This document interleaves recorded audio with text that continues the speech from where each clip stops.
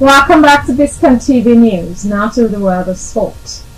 Argentina defeated Brazil 1-0 on Tuesday in an ill-tempered 2026 World Cup qualifying clash marked by the pre-match crowd trouble that forced kickoff to be delayed. Tempers had flared in the stands at the Maracanã moments before kickoff, with Brazilian police seen using batons to drive back a block of Argentine fans at one end of the ground. The 2022 World Cup winners re-emerged onto the field shortly before 10 p.m. local time, and the match kicked off shortly afterwards, roughly 30 minutes later than the scheduled start time. A 63rd minute header from veteran defender Nicolas Otamendi secured victory for Argentina as the world champions bounced back from last week's defeat to Uruguay to beat their bitter South American rivals.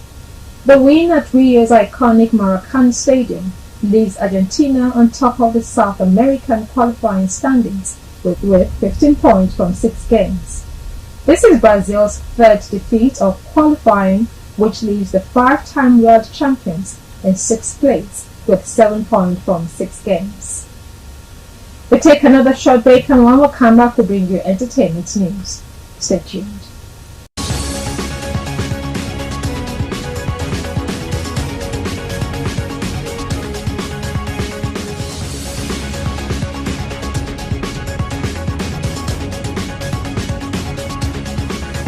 Welcome back to Biscon TV News. Now to entertainment news. David Adeleke, also known as Davido, turned 31 yesterday, November 21, 2023. To mark this special occasion, the international superstar shared a picture of his newborn twins for the first time. The celebratory treat included a sweet moment with the singer kissing his wife, Chioma Rowland, as well as a picture of his father, Deji Adeleke. Davido welcomed his twins with his longtime partner after she delivered the twin babies sometime in October in a hospital in the United States of America. In a viral video posted online last month, the happy couple were captured outside the hospital with Chioma holding their newborn babies in her hands while sitting in a wheelchair. And that's it for now on the News Hour on Biscon Television. Compiled and produced by Tomiloba Bolan. I'm Stella Opara. Thank you for watching.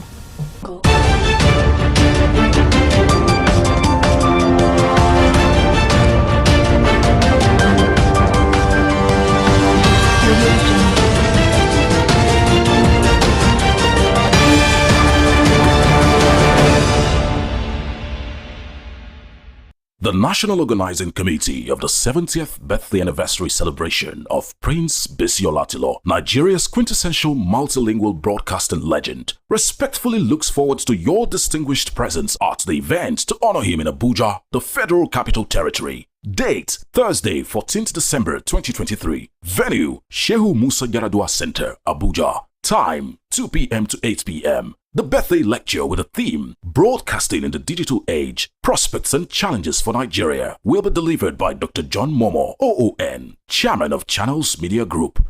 There will also be a panel discussion on the same theme, while Bisi Olatilo's memoir will be formally presented on the occasion. Chairman of the occasion, Dr. Goodluck Jonathan, GCFR, Nigeria's former president.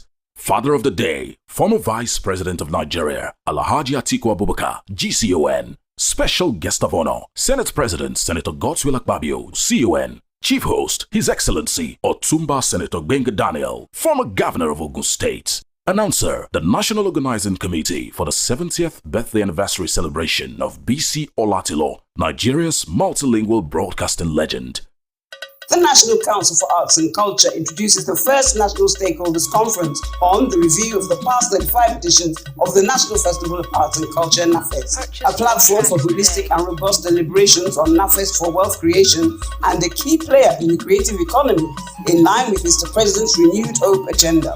Acknowledging and honoring their excellencies, the executive governors of the 36 states and the FCT minister for their contributions to the success of the past 35 editions of NAFEST.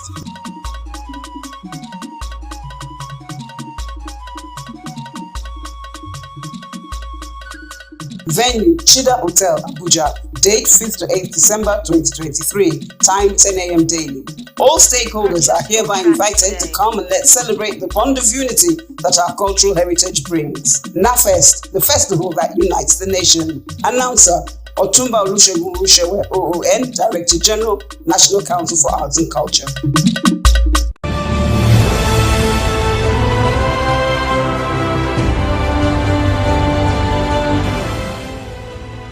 The 65th birthday Thanksgiving service for Barrister Rotimi Edu, former president of the Lagos Lawn Tennis Club and president of the Nigerian Council of Registered Insurance Brokers, NCRIB, was held on Sunday, the 19th of June 2022 at the Surulere Baptist Church, Ojuelegba Road, Surulere, Lagos. Family members, friends and well-wishers joined the celebrant in a dance of thanksgiving.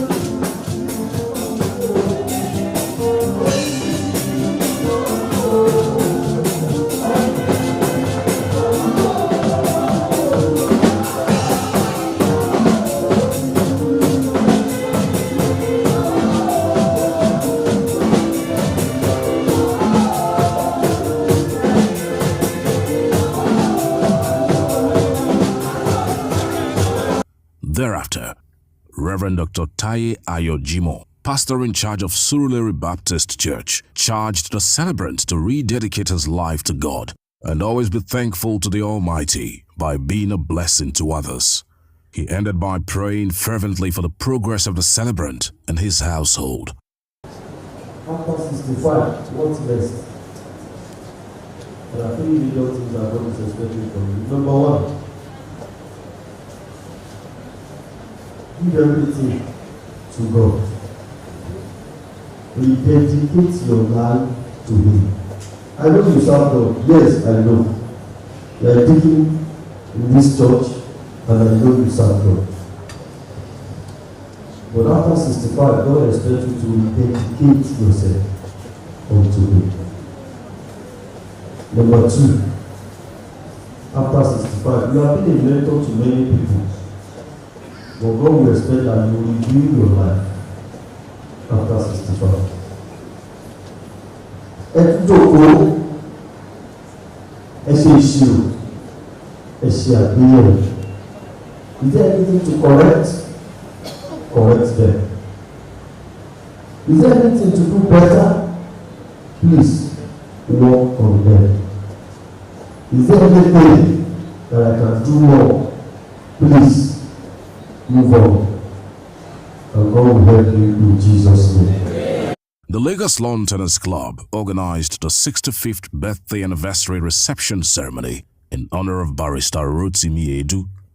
The event also doubled as the maiden edition of the Insurance Brokers Championship. In his remark, the president of the Lagos Lawn Tennis Club, Barrister Kolade Olutekunbi, welcomed the insurance brokers to the maiden edition of their competition and advised them to become members of the Lagos Lawn Tennis Club. He also congratulated Barrister Rotimi Edu for his unwavering support for the club. Big kudos to Barrister Rotimi Edu, MNI, a visionary past president who, even though he has a choice, is still much in love with this arena. And we are happy to host the insurance broker. For me, I told the vice president that after this tournament, we are going to have watching your two-player play at our center court. We are likely to send a competition invitation to the insurance broker so that they will come and play with some of our little best here at our center court. And that will happen very soon. I want to thank your deputy president who I've been interacting with and who had assured me that before August, we will have 50 corporate members from the insurance broker. And we will also retaliate by ensuring that we do the needful to ensure that you have this place as your first place of call at any time you have an event. Next was the Insurance Brokers Championship Award ceremony, grouped into 3 categories: the Next Gen, Veterans, and the main category. The decoration of awardees began with the Next Gen quarterfinalist, Femi Fatoba, Thompson Idowu, Bola Adejumo, Abiode Biwonjume, and the captain, Henry Fabian. The semi-finalists, Kingsley Iheanacho and Thomas Ighodalo, were decorated by the Deputy President CIIN, Mr. Edwin Igbiti. Runner-up, Lukman Jackson, was decorated by Mrs. Rotimi Edu, wife of the celebrant. Damilola Weye emerged winner of the Next Gen Award, and the award was presented by Barrister Kolade Olutekunbi. Next was the Veteran category. The quarter-finalist in the Veteran category, Chief Uche Okafor, Bola Kolawole Adigun, Segun Omai, and Mr. Tolu Oshimbowale were decorated by the captain. Semi-finalist, Prince Gbolahan Laja, Mr. A.Y. Laja. Runner-up, Sikiru Quadri, was decorated by Chief Tunde, trustee of the Lagos Lawn Tennis Club. Olumide Odushoga, vice president of the Lagos Lawn Tennis Club, emerged winner of the Veteran category and was decorated by Mr. Shola Tinubu, former president of the NCRIB. The final category was the men's singles. Quarter-finalist of the main category, Mr. Saheed Egbeyemi, Akinwumi Akinrimade, Abdulateef Awolaja, Olushola Adeyeye were decorated by Mrs. Ekeoma Ezigbe. Semi-finalists, Mr. Adepoju Aderomu and Mr. Adeniyi Yunusa, were decorated by Deputy President of the club, Mr. Oguntare Tunde. Runner-up, Mr. Emmanuel Anikibe, was decorated by Mr. Oguntare Tunde. Winner of the men's category, Uwagwe Ehis, was decorated by Barrister Rotimi Edu. The Lagos Lawn Tennis Club presented a birthday gift to Barrister Rotimi Edu on behalf of the entire escorts of the club on the occasion of his 65th birthday anniversary. In response, Barrister Rotimi Edu appreciated members of the club for the gesture and commended them for creating awareness on insurance through sports. I appreciate each and every one of you. I appreciate people from my industry. I appreciate the people from the club. One club, one love. What we actually are doing, I won't say we are trying again because we've done it and we know we are going to do it again and again and again, is to create awareness about insurance through sports.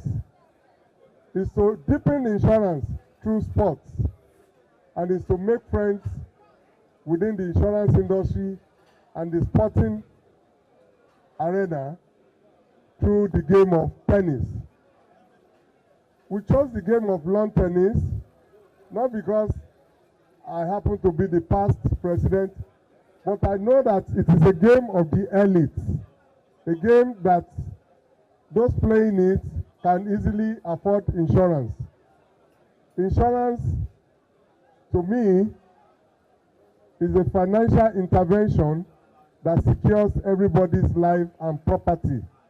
I want to give thanks and a big appreciation to my darling wife, Mrs. Olayemi Edu. That's the pillar, that's the rock, behind me, when you see me moving, that's the person tó ń fún mi lóúnjẹ tí mo lókun nù. Ẹ bá ń pàtẹ́wọ́ fún ẹ jọ̀ọ́. And on top of everything, I want to say thank you, God. I want to appreciate God. I want to thank God for His mercies over each and every one of us. I want to thank God for making this dream come true. Thank you very much, Mr. President. God will reward you abundantly. A highlight of the event was the presentation of a Diamond Award to accomplished oil and gas magnate Otumba Dr. Alex Onobanjo for his financial contributions to the club. It was dance, dance, dance all the way as the celebrants, Barrister Rotimi Edu, his friends, family members and well-wishers celebrated till the very end.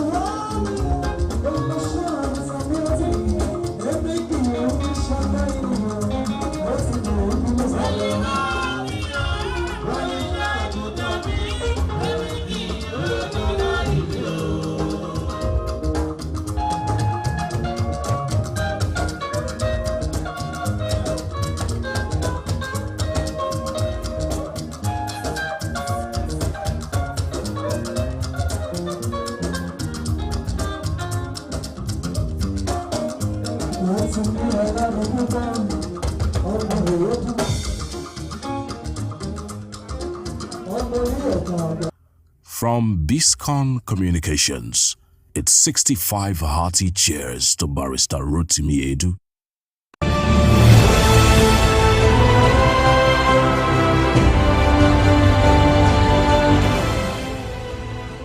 The National Council for Arts and Culture introduces the first National Stakeholders Conference on the review of the past 35 editions of the National Festival of Arts and Culture, NAFEST, a platform for holistic and robust deliberations on NAFEST for wealth creation and a key player in the creative economy, in line with Mr. President's renewed hope agenda.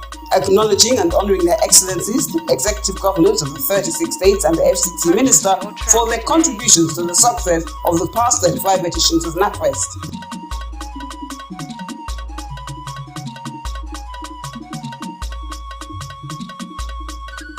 Venue, Chida Hotel, Abuja. Date 5th to 8th December 2023. Time 10 a.m. daily. All stakeholders are hereby invited to come and let's celebrate the bond of unity that our cultural heritage brings. NAFEST, the festival that unites the nation. Announcer, Otumba Olusegun Rushewe, OON, Director General, National Council for Arts and Culture. The National Organizing Committee of the 70th birthday anniversary celebration of Prince Biscon Tv, Nigeria's quintessential multilingual broadcasting legend, respectfully looks forward to your distinguished presence at the event to honor him in Abuja, the Federal Capital Territory. Date, Thursday, 14th December 2023. Venue, Shehu Musa Yaradua Center, Abuja. Time, 2 p.m. to 8 p.m. The birthday lecture with a theme, Broadcasting in the Digital Age, Prospects and Challenges for Nigeria, will be delivered by Dr. John Momo, OON, Chairman of Channels Media Group. There will also be a panel discussion on the same theme, while BC Olatilo's memoir will be formally presented on the occasion. Chairman of the occasion, Dr. Goodluck Jonathan, GCFR, Nigeria's former president. Father of the Day, former Vice President of Nigeria, Alhaji Atiku Abubakar, GCON. Special Guest of Honor, Senate President Senator Godswill Akpabio, CON. Chief Host, His Excellency Otumba Senator Gbenga Daniel, former Governor of Ogun State. Announcer, the National Organizing Committee for the 70th birthday anniversary celebration of BC Olatilo, Nigeria's multilingual broadcasting legend. The National Council for Arts and Culture introduces the first National Stakeholders Conference on the review of the past 35 editions of the National Festival of Arts and Culture, NAFEST, a platform for holistic and robust deliberations on NAFEST for wealth creation and a key player in the creative economy, in line with Mr. President's renewed hope agenda. Acknowledging and honoring their excellencies, the executive governors of the 36 states and the FCT minister for their contributions to the success of the past 35 editions of NAFEST.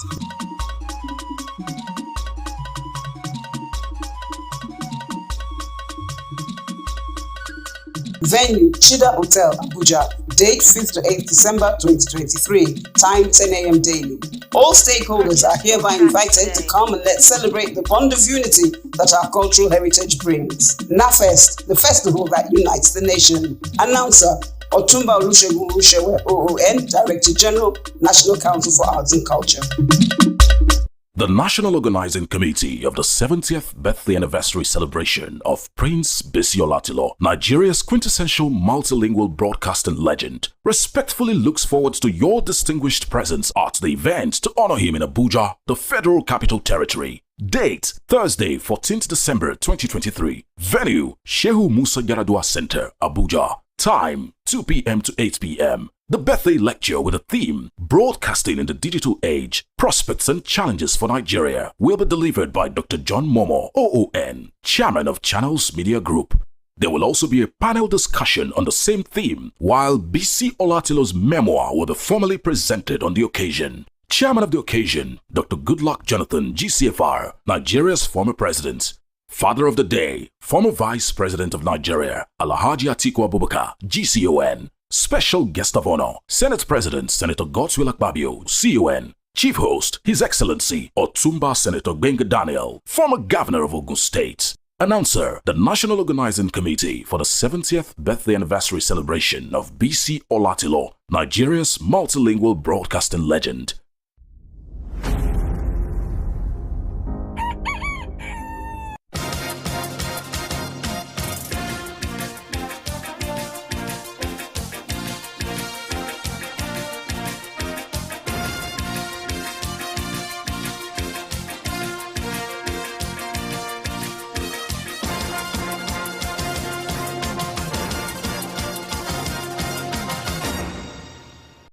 Hello and welcome to Clearview News Desk. We're reaching you live from Nigeria's capital city, Abuja. First, the headlines.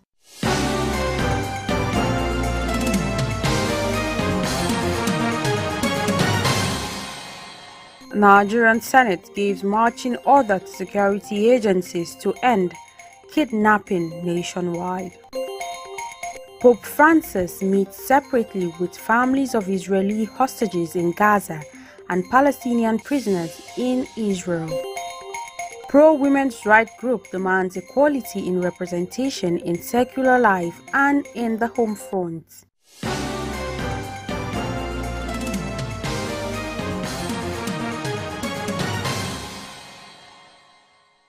I am Florence Joshua with these and more. It's no longer news that the appeal court in Nigeria has reportedly contradicted itself. This became evident after a certified copy of the judgment on Kano governorship election was cited to have affirmed the victory of Abba Kabiru Yusuf of the New Nigeria People's Party, NNPP, as duly elected governor of the state. On the basis of his revelation, the party held a press conference in Abuja which was attended by Clearview News Imofon Okon. We will now bring you the high points, while details will be in our subsequent bulletins. To our greatest surprise, the CTC showed that the judgment delivered by Honorable Justice Moore Asemo Abraham Adume, JCA, and concurred to by Honorable Justice Bitrus Yarazama, JCA, and Honorable Justice Latif Adebayo Ganiu, JCA, is actually in favor of our candidate, the Governor of Kano State, Engineer Abba Kabiru Yusuf. The speech we are giving to the pressmen, we have attached the page where this thing was clearly and boldly written and signed by the presiding judge and the registrar. This is the submission of the justice who read the judgment. In the circumstances, I resolve all the issues in favor of the appellant, and who is the appellant in this case, Engineer Yusuf Abakabu. And the judgment went further, that the judgment of the tribunal in petition number EPT/KN/gov/01/2/2023 between the All Progressive Congress APC versus INEC and two others, delivered on the 28th day of September 2023, is hereby set aside. That is the Court of Appeal in their conclusive finding. The judgment went further. The sum of 1 million naira only is hereby awarded at costs in favor of the appellant, and who is the appellant in this case? Our Governor, Engineer Abba Kabir Yusuf, and against the first respondent, which is APC. Ladies and gentlemen of the press, this is the complex situation we are as a political party, and our candidates have found ourselves. If at the point of delivering the judgment, there was a pronouncement that our appeal failed, but the CTC of the same judgment, in its conclusive findings, actually resolved all the issues in our favor, and even awarded costs in our favor against the APC, this definitely is a redo. We are an interested party. We own the platform on which Engineer Abba Kabir Yusuf ran for the election and was declared the winner. We are therefore calling on the National Judicial Council, NJC, to without delay commence investigation to unravel what happened in this matter. Also, we are calling on eminent members of the bench, both retired and serving, and the bar, to be interested in what happened, that we have the kind of scenario presented in the CTC of the judgment of the Court of Appeal. In addition, we call on leaders, elders, and other major stakeholders in the Nigerian project, including the media, to step into this matter to avert the danger this type of signal from the judiciary portends for our democracy in particular and our country in general. It is clear to us that the only conclusion that can be drawn from this judicial debacle is that the average reasonable person can only conclude that the Court of Appeal changed the judgment after they had concluded deliberations on the matter, and then mistakenly left the original conclusion during the cutting and pasting process. Engineer Abba Kabir Yusuf is a genuine bona fide member of our great party, the New Nigeria People's Party, NNPP. He registered in his Diso Chiranchi ward in the Gwale local government area of Kano State. He took part in all the processes, e.g. screening in May 2022, leading to the primaries in June 2022, where he emerged as the candidate of NNPP, a process monitored by officials of INEC and security agencies. The appeal court sitting in Abuja has fixed Thursday for judgment in the National State governorship election dispute. Governor Abdullahi Sule of the All Progressive Congress APC had filed an appeal against verdict of the tribunal which sacked him and declared David Umbogadu of the People's Democratic Party PDP as winner of the election. The Independent National Electoral Commission INEC had declared Sule winner of the governorship election, but Umbogadu headed for the court. According to INEC, Sule pooled a total of 347,209 votes to defeat his closest opponent, who secured 283,016 votes. In a split decision on October 2, the tribunal nullified Sule's election and upheld Umbogadu as the winner. However, Sule, through his counsel, Wole Olanipeku, SAN, asked the appellant court to overturn the judgment of the tribunal and allow his own appeal. Olanipeku argued that the tribunal refused to take the submissions of their witnesses during the tribunal hearing, adding that the beavers' data were merely dumped before the tribunal without being considered as evidence. In his response after adopting these processes, Kanu Agabi, counsel to Umbogadu and the PDP, urged the court to dismiss the appeal against the tribunal judgment, stating that their evidence are merely documentary. Following the recent adoption of 19 individuals at Agaladimawa in the Federal Capital Territory, Abuja, the Nigerian Senate has called for the urgent need to end kidnappings and challenge the security agencies to act immediately in ending the menace The point of order, which was raised by Senator Ned Nwoko, representing Delta North, at the floor of the Senate and seconded by Senator Ede Defong, representing Delta Central Senatorial District, explained that the 19 individuals abducted, including one of his aides and 12 individuals amongst them, has lost their lives and 7 are still in captivity. In supporting the motion, other senators aired their views and expressed their concerns that so many citizens have left their home because of the rising incidences of kidnapping and other vices in the country. The Senate therefore resolved that joint operations should intensify the search effort for the rescue of the kidnapped victims, urged the Inspector General of the Police to see to the installation of CCTV cameras in strategic positions in the country to enhance surveillance in the capital city. The Senate also called for joint operation of the security agencies to increase security patrols in averting further occurrences.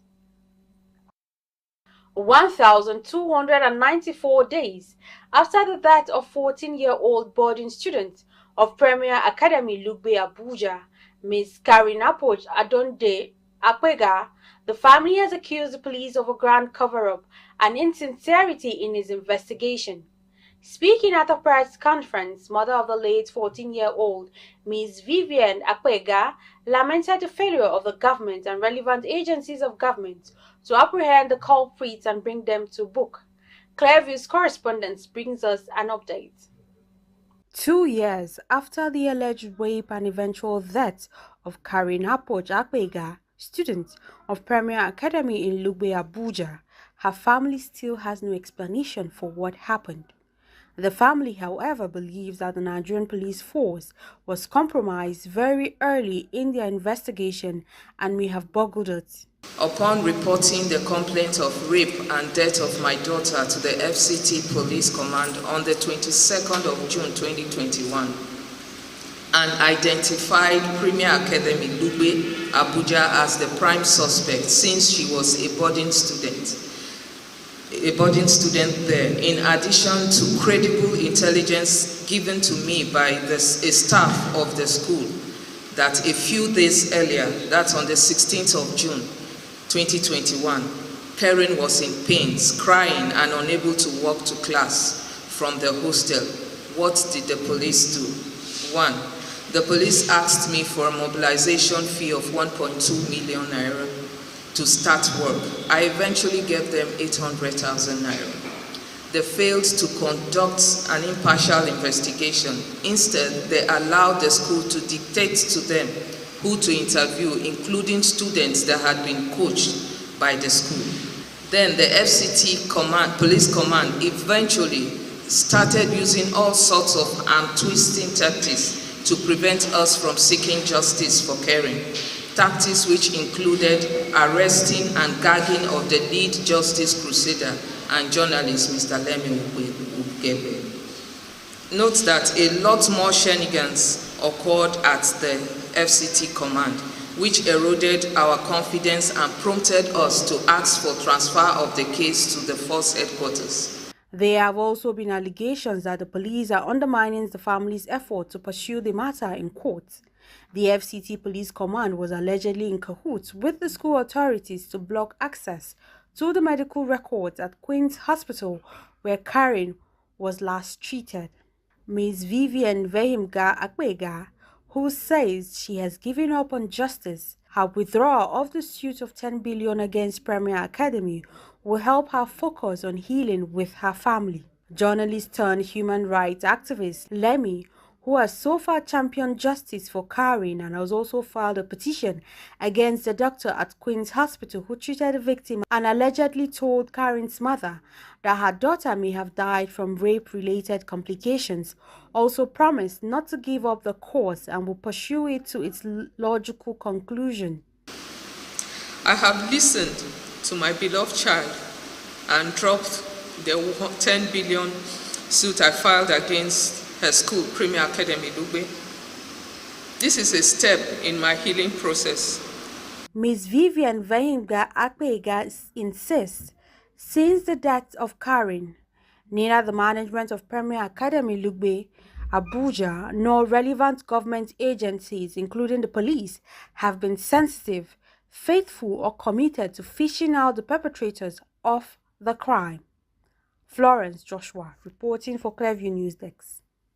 As Nigeria joined other countries of the world to observe this year's World Toilet Day, Minister of Environment Balarabe Abbas has warned that issues of open defecation will no longer be business as usual, as his ministry will henceforth deploy all its regulatory framework to ensure adequate enforcement of sanitation laws in the country.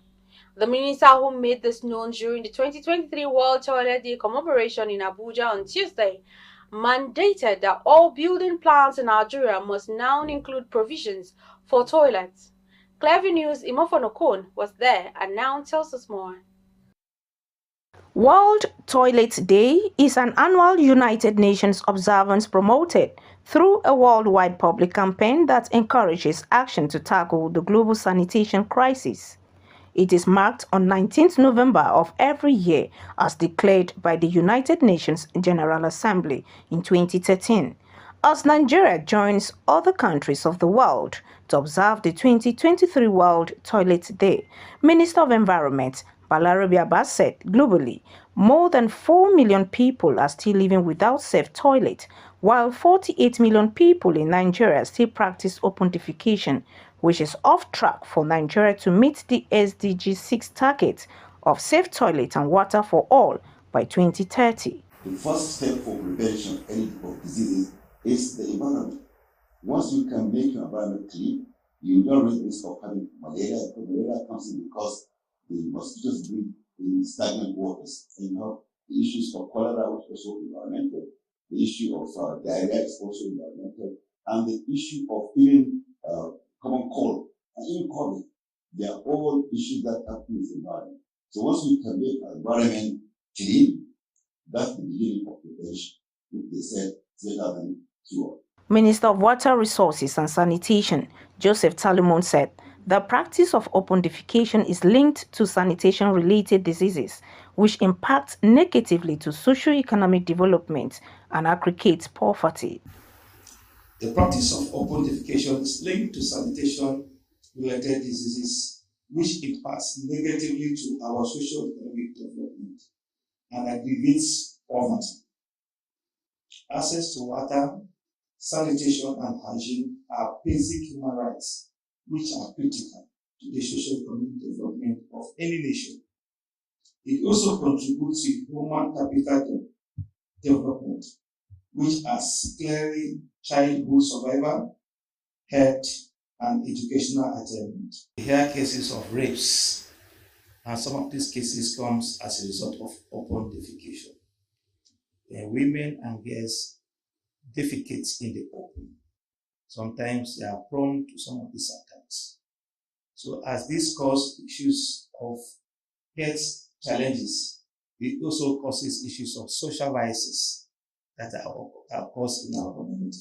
To maintain a safe and healthy environment, stakeholders in their goodwill messages called on all organized commercial entities to support government by contributing their quota to the establishment of functional toilet facilities across the country. Nobody can do it on their own. It's fantastic that the ministries have come together, but unfortunately, even the ministries can't do it on their own. Everybody needs to get involved.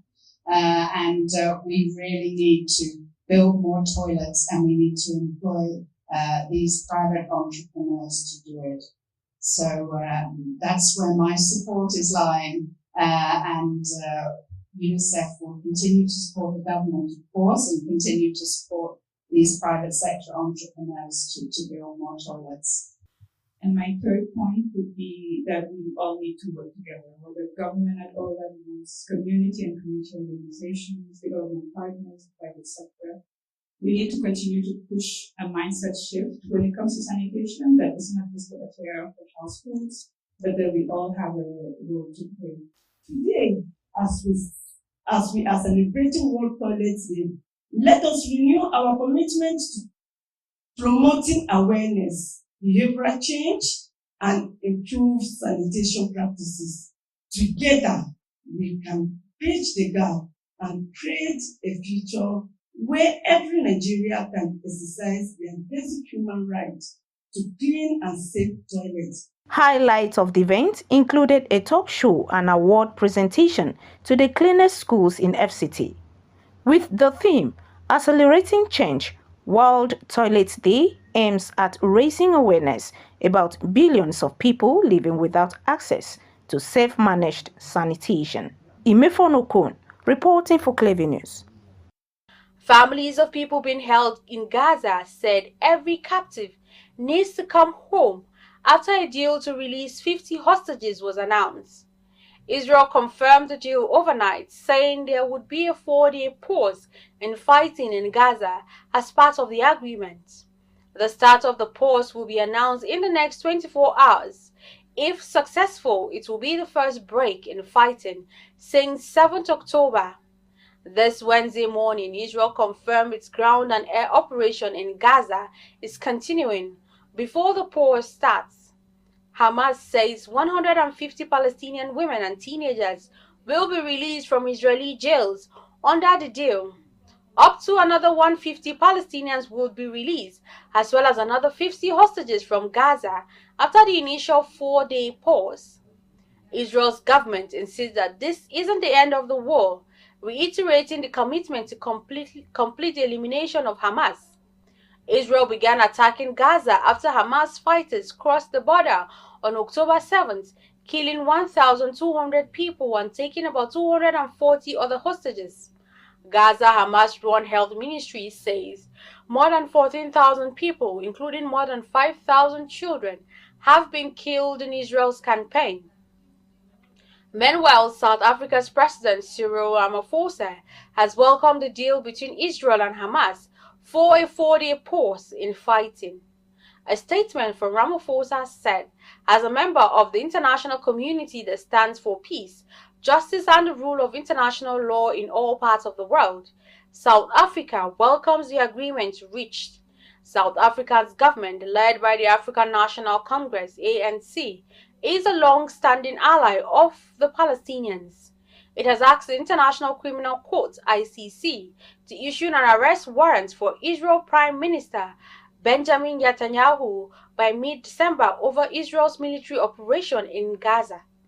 The government accused Israel of committing war crimes in Gaza. Israel has said it is acting in self-defense. Meanwhile, Pope Francis this Wednesday met separately with relatives of Israeli hostages in Gaza and of Palestinian prisoners in Israel, saying both sides have suffered so much. At the end of his weekly audience at the Vatican, the 86-year-old pontiff revealed he had received 2 delegations, one of Israelis who have relatives as hostages in Gaza and another of Palestinians who have relatives held prisoner in Israel. The Vatican said last week the Pope hoped to show his spiritual closeness during the private meetings, which it said will be exclusively humanitarian in nature. It cited the people's recent comments that every human being, Christian, Jewish, Muslim, of any people or religion, is sacred, is precious in the eyes of God, and has the right to live in peace. Israel and Hamas announced a deal on Wednesday, allowing at least 50 hostages and scores of Palestinian prisoners to be freed, while offering besieged Gaza residents a 4-day truce after weeks of all-out war. Ugandan health authorities are investigating an unidentified disease outbreak that has killed at least 12 people in a span of 2 weeks in Kotaria district in the central region. Affected patient had rashes on the skin, which kept widening before dying in a matter of days. Some had swollen limbs. Uganda's Ministry of Health has collected fresh skin samples from one of the patients who died at a local general hospital last week. Its findings are yet to be shared with the public. Local district health officials say some patients were seeking treatment from traditional healers instead of going to health facilities. They said it had become difficult to prevent patients from seeking local remedies since the disease was unknown. If you're just joining us, you're watching the news on Clearview News Desk. And when we come back, we bring you stories on women and children. Stay with us. The news continues now with stories from our area of specialization, women and children. After the main transmission of our news, we rebroadcast on our YouTube page, Clearview TV. Do you operate a women or children's NGO? Are you at the helm of affairs of a government establishment or a corporate organization involved in the affairs of women and children? Then you are our partners in progress. We have a mission to better the lot of our women and children. Join us to celebrate womanhood and work assiduously to better the lot of the Nigerian child.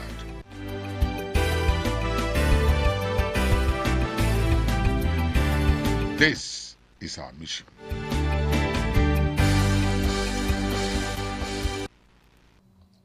Welcome back. A pro-women's rights group has called on stakeholders to ensure increased equality and representation of women both in the society and at the home front. A one-day interfaith dialogue on Tuesday in Abuja. The group faulted certain socio-cultural and religious beliefs in the country, which it says has widened the inequality gap over the years in Nigeria.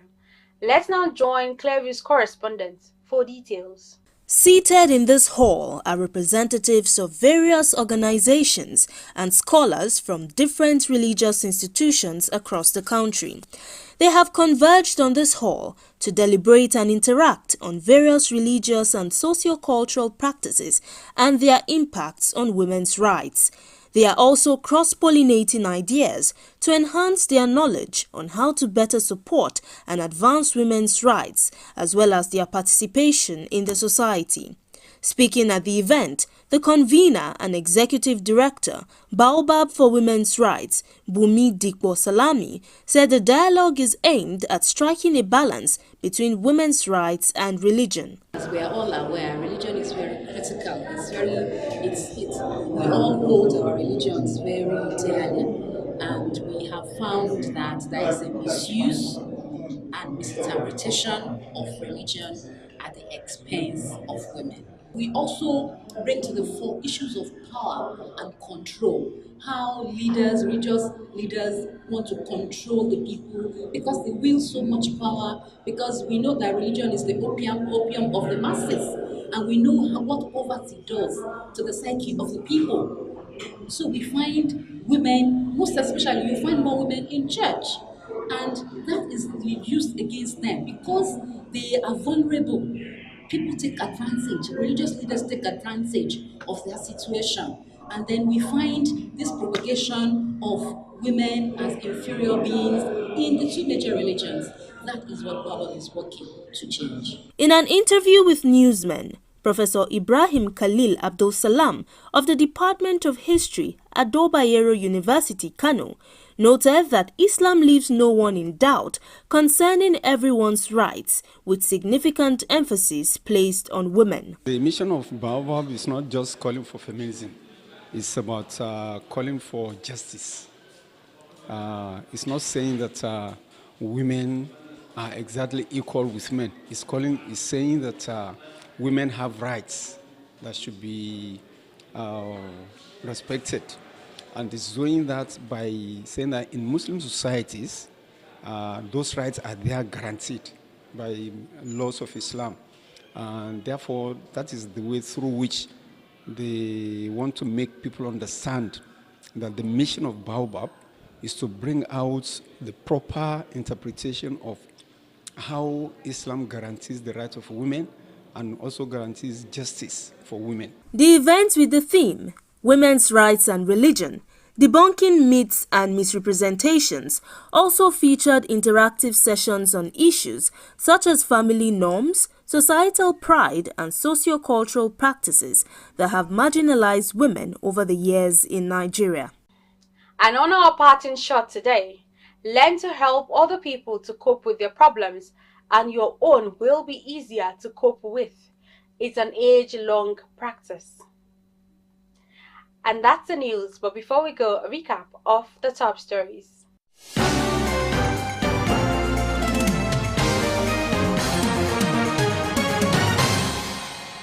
Nigerian Senate has called for urgent need to end kidnapping and other forms of insecurity in the country. Challenged security agencies to act immediately in ending the menace. Pope Francis this Wednesday met separately with family members of Israeli hostages in Gaza and Palestinian prisoners in Israel, said both sides have suffered so much. We also told you that a pro-women's rights group has called on stakeholders to be aggressive and ensure equality in the representation of women, both in the society and at the home front. At a one-day interfaith dialogue in Abuja, the group faulted certain social, cultural, and religious beliefs in the country, which have held women down.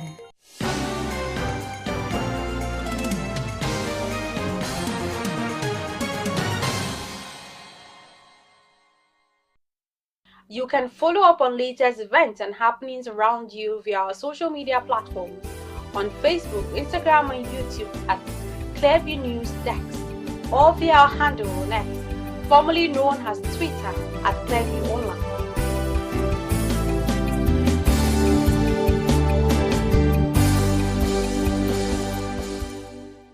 Many thanks for watching. I am Florence Joshua.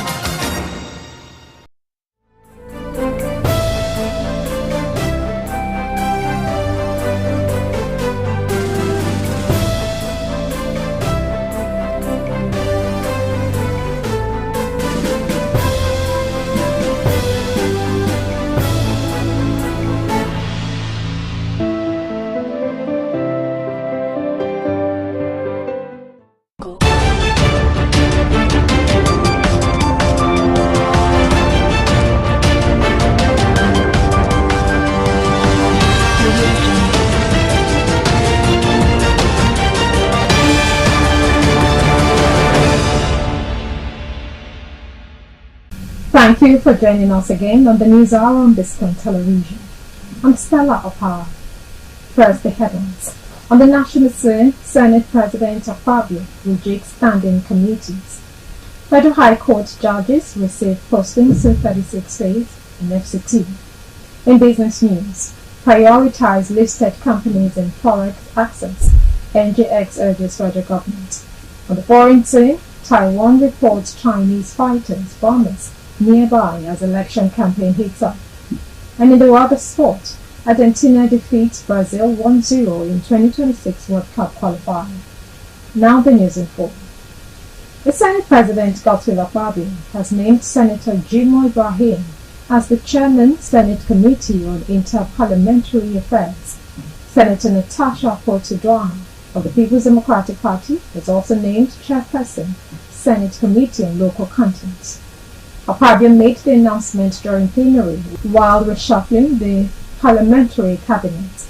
He announced the new arrangements shortly after the composition of the leadership of the Minority Caucus of the Senate. The rearrangement of the standing committees is coming 3 months after its initial composition.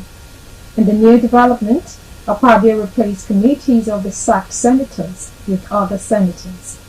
The Senate President named some of the new senators as chairman and vice chairman of standing committees. According to Akpabio, the rejigging of the committee leadership was for effectiveness. Now, following the appointment of 23 new judges, the Chief Judge of the Federal High Court